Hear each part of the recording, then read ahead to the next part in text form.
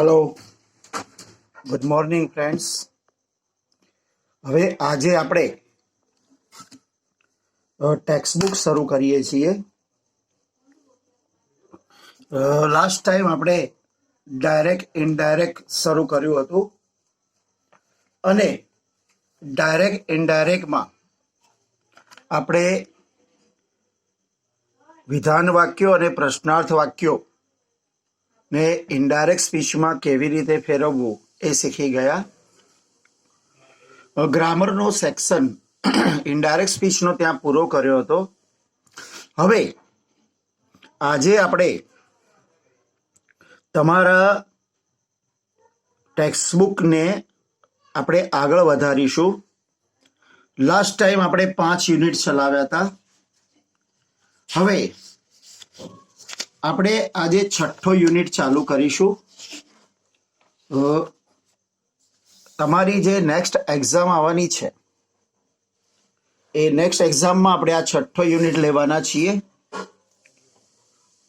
આ 6થા યુનિટનું જે ટાઇટલ છે the night train at Deoli. હવે મિત્રો, આ જે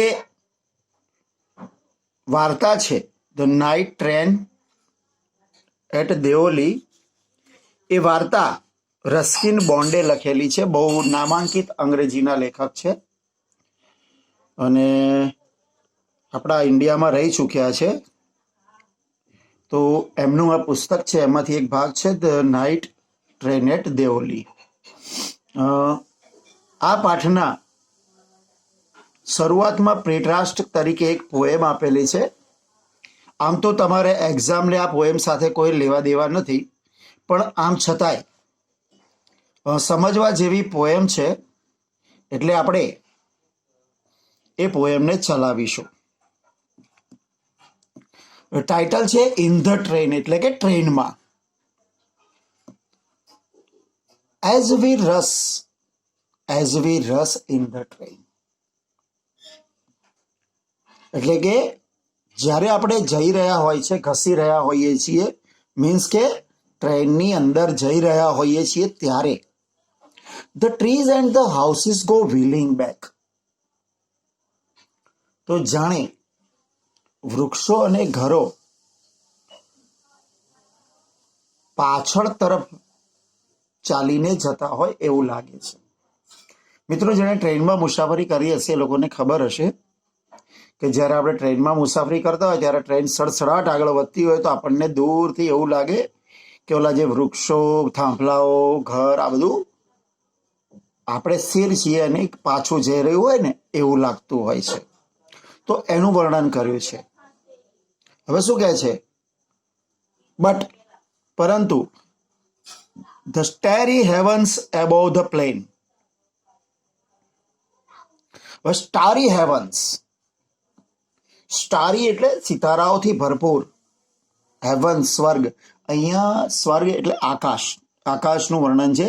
સિતારાઓથી ભરેલું આકાશ જે છે એબોવ ધ પ્લેન, મેદાનોની જે ઉપર હોય છે, કમ ફ્લાઇંગ ઓન અવર ટ્રેક, જાણે એ આપણા માર્ગ પર ઉડીને આવી રહ્યું હોય એવું લાગે, મીન્સ કે તારાઓને આપણા પાટા ઉપર આવી રહ્યા હોય એવું લાગતું હોય છે। All the beautiful stars of the sky, અને આકાશના બધા જ સુંદર સિતારાઓ, the silver doves of forest of night, અને રાતમાં રૂપેરી, અહીંયા ડવ્સ ઓફ ધ ફોરેસ્ટ એટલે કે રાતના જે કબૂતરો છે જંગલમાં, over the dull earth swarm and fly, એ ઝાંખા થતા પૃથ્વીની ઉપર ટોળે ટોળા વળીને ઉડતા હોય છે। રાત્રિ અને દિવસ પૂરો થતો હોય, રાત્રિની શરૂઆત થતી હોય, પૃથ્વી ઝાંખી ઝાંખી દેખાતું હોય, પક્ષીઓના ટોળે ટોળા, શ્વામ એટલે ટોળું, એ ટોળે વળીને ઉડતા હોય, કમ્પેનિયન્સ ઓફ અવર ફ્લાઇટ, ત્યારે એ જાણે આપણા ઉડ્ડયનના સાથીદારો હોય એવું લાગે છે, આપણી મુસાફરીના સાથીદાર હોય એવું લાગે છે.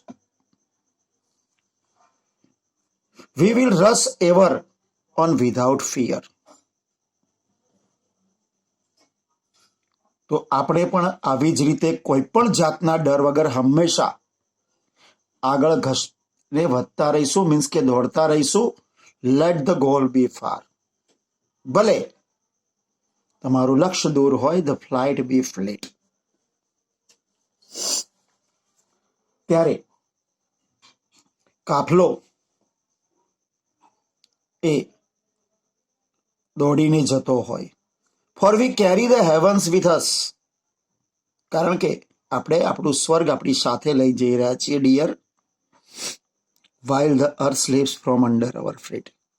જ્યારે પૃથ્વી આપણા પગ નીચેથી સરકીને જતી હોય, એટલે કે જ્યારે તમે આકાશમાં ઉડી રહ્યા હોય ત્યારે આકાશ તમારી સાથે હોય છે અને જમીન નીચેથી સરકીને પાછળ જતી હોય છે. તો મિત્રો, આ તમારું જે કાવ્ય છે એ ખાસ સમજવા જેવું અને સારું છે. હવે આપણે શરૂ કરીશું આપણી સ્ટોરી. બરાબર?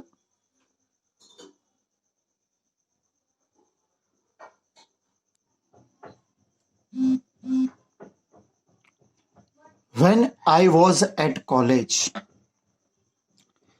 જ્યારે હું કોલેજમાં હતો ત્યારે I regularly spent my summer vacation in Dehra. હું નિયમિત રીતે મારું ઉનાળાનું વેકેશન દહેરામાં વિતાવતો. At my grandmother's place.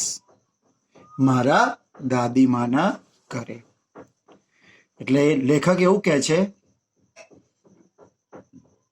કે જ્યારે પોતે કોલેજમાં હતા ત્યારે હંમેશા એ દહેરા એટલે કે દહેરાદૂનમાં વેકેશન માટે જતા હતા એમના દાદીને ત્યાં.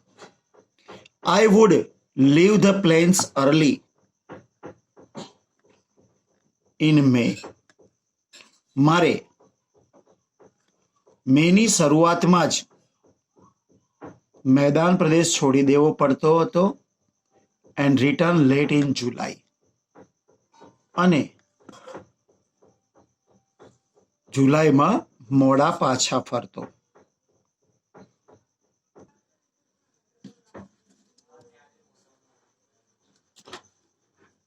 Deoli was a small station about 50 kilometres from Dehra. એટલે કે દેવલી એ દહેરાથી લગભગ 50 કિલોમીટર દૂરનું એક સ્ટેશન છે. It was on the border of heavy જંગલ ઓફ ધ ઇન્ડિયન તરાઈ. હવે ભારતની અંદર દહેરાદૂન પાસે તરાઈના જંગલો છે.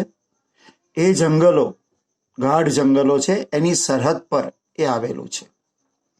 I decided that one day I would get off the train at Deoli. મેં નક્કી કર્યું કે એક દિવસ હું ટ્રેનમાંથી દેવલીએ ઉતરી જઈશ. And spend the day there. અને ત્યાં એક દિવસ વિતાવીશ.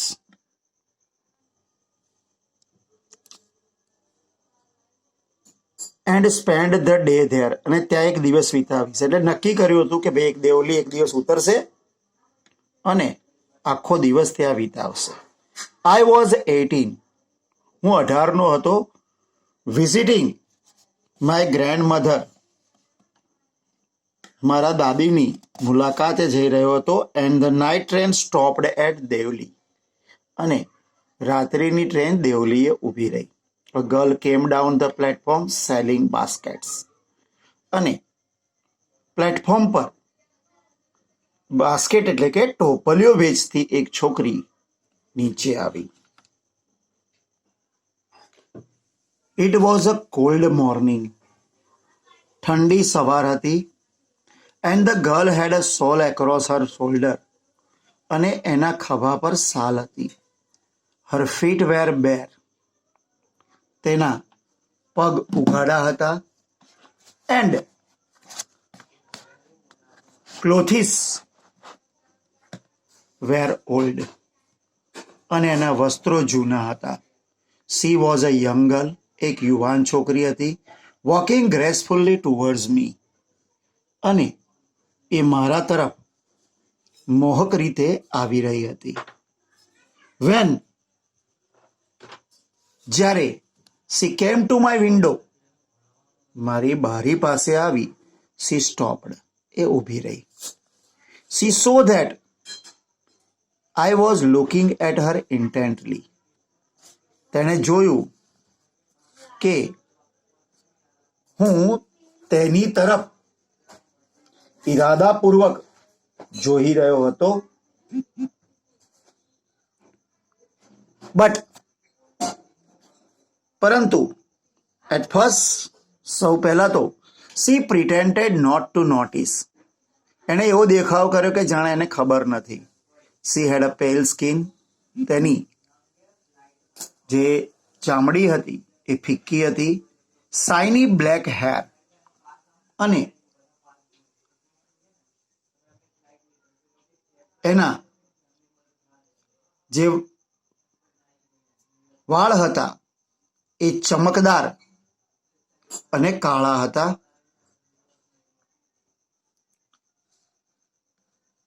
એન્ડ ડાર્ક આઈસ, અને કાળી આંખો. એન્ડ ધેન ધોઝ આઈસ, અને એ પેલી આંખ પછી પેલી આંખો searching and lively mat mine, એ કંઈક શોધતી હતી, જીવંત હતી, જે મારી આંખો સાથે મળી. મિત્રો, અહીંયા આખી એક નવલકથા જેવું છે કે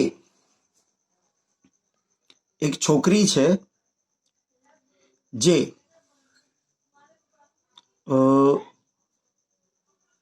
પ્લેટફોર્મ પર લેખકને મળે છે.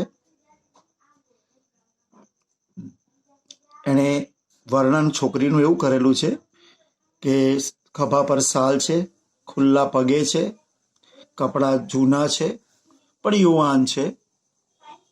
એની સ્કિન એટલે કે એની ચામડી છે ફિક્કી છે, પણ એના વાળ ચમકદાર કાળા છે ને આંખો કાળી છે. આંખો લેખકને જીવંત લાગે છે.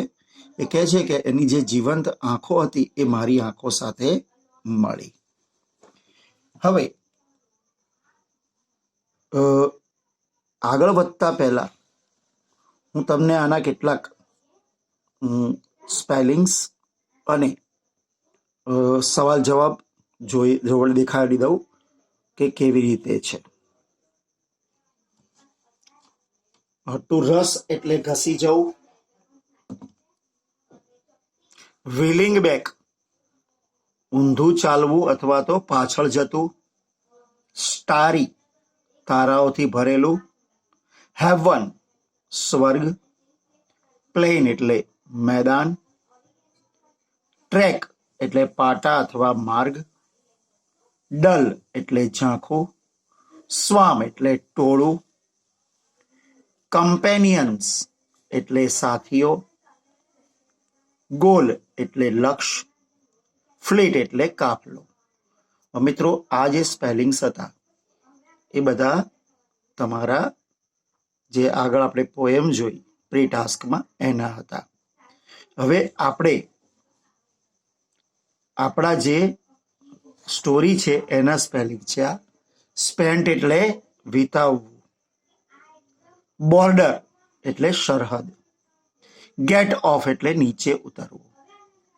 શોલ એટલે શાલ.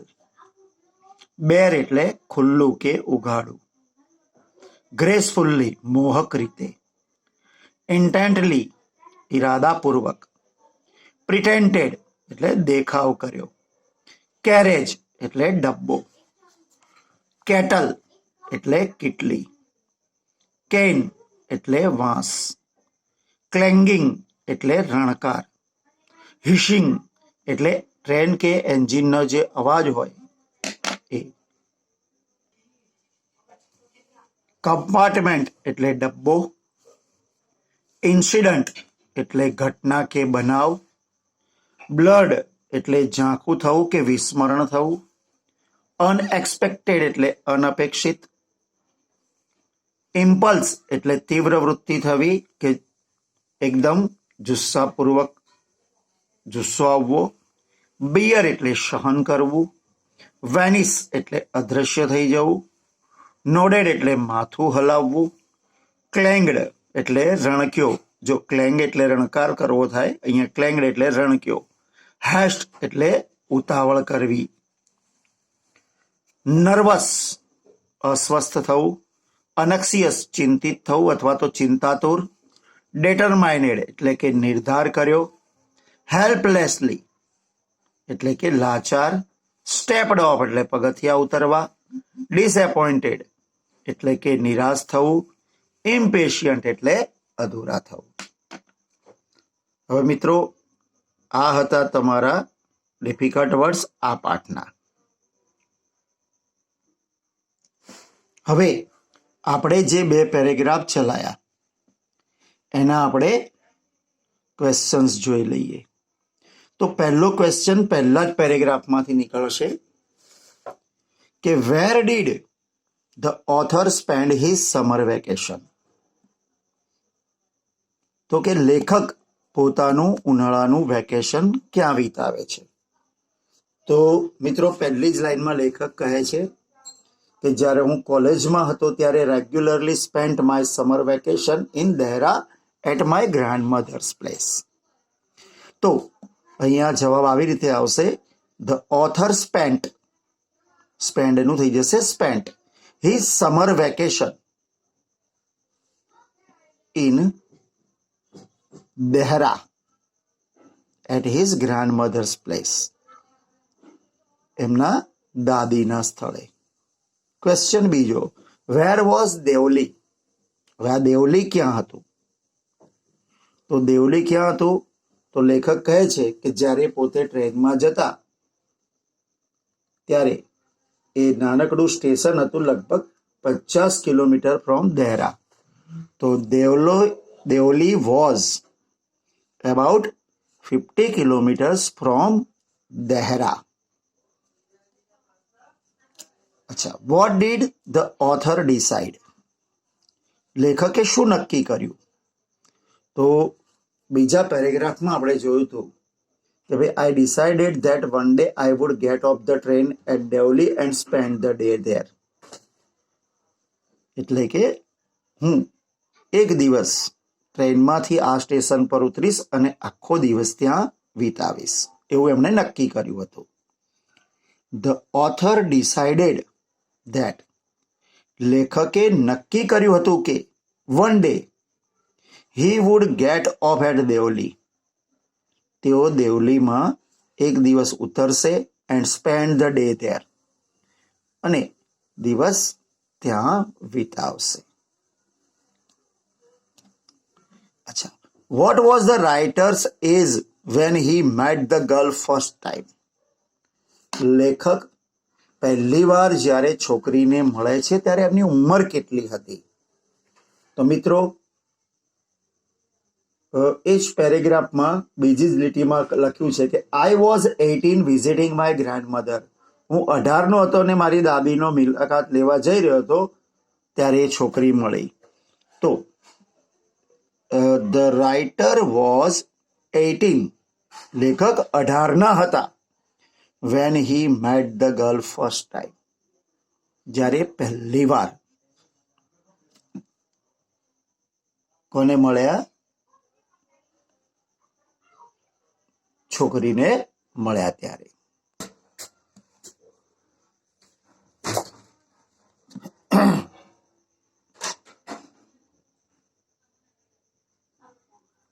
નેક્સ્ટ, ડિસ્ક્રાઇબ ધ ગર્લ, એટલે કે છોકરીનું વર્ણન કરો. ધ ગર્લ હેડ અ પેલ સ્કિન. છોકરીની જે ચામડી છે ફિક્કી છે. શાઇની બ્લેક હેર, ચમકતા કાળા વાળ, એન્ડ ડાર્ક આઈસ, અને કાળી આંખો. She had a shawl across her shoulder. તેના ખભા પર એક સાલ છે. Her feet were bare. અને એના પગ ઉઘાડા છે. તો મિત્રો આપણે જે ચલાવ્યું ત્યાં સુધીના આ 5 નીકળે છે. એક છઠ્ઠો સવાલ જે છે એ હું ચલાવી દઉં છું અને ફકરો બી ચલાવી દઉં છું. How did the author react when he saw the girl for the first time. લેખકે જ્યારે પહેલી વાર છોકરીને જોઈ ત્યારે એમણે શું પ્રતિભાવ આપ્યો?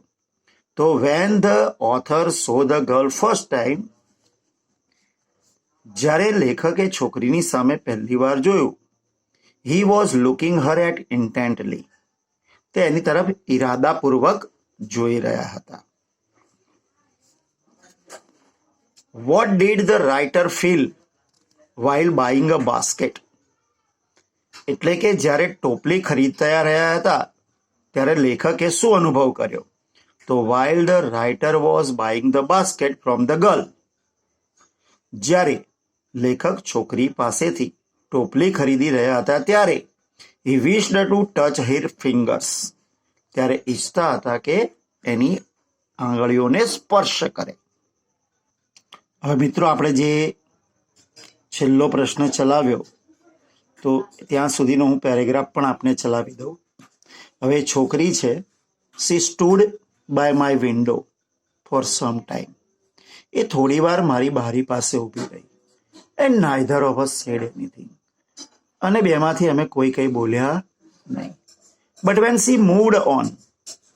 પણ જ્યારે એ આગળ વધી ત્યારે આઈ ડોન્ટ નો વાય. ખબર નહીં શા માટે પણ હું લેફ્ટ માય સીટ. મારી સીટ છોડી and rushed to the carriage door. અને ડબ્બાના દરવાજા તરફ દોડી ગયો. She noticed me at the door. એણે મને દરવાજા પર જોયો. And stood waiting. અને રાહ જોતી ઊભી રહી ઓન ધ પ્લેટફોર્મ પર. I walked across to the tea stall. હું ચાલીને તેને પાર કરીને ચાની દુકાન પર પહોંચ્યો. Kettle was boiling on a small fire. એક કીટલી પર એક નાનકડી આગ ઉપર ઉકળી રહી હતી. The girl followed me behind the stall. છોકરીએ એ દુકાન સુધી પાછળ મારો પીછો કર્યો. Do you want to buy a basket? She asked.